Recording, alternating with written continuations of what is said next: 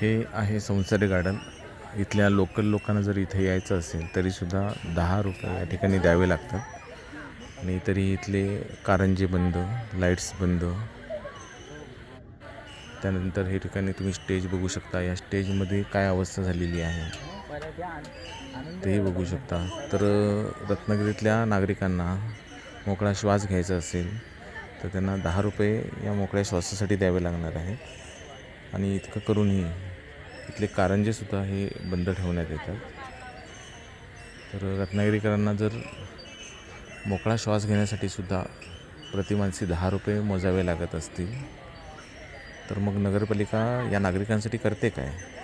पर्यटकाकडून 10 रुपये घेणे हे योग्य आहे, पण रत्नागिरीच्या हद्दीतील मतदारांसाठी त्यांचं आधार कार्ड किंवा त्यांचं इलेक्शन कार्ड बघून त्यांच्याकडून त्यांना कोणत्याही प्रकारचे चार्जेस इथं केले गेले नाही पाहिजेत.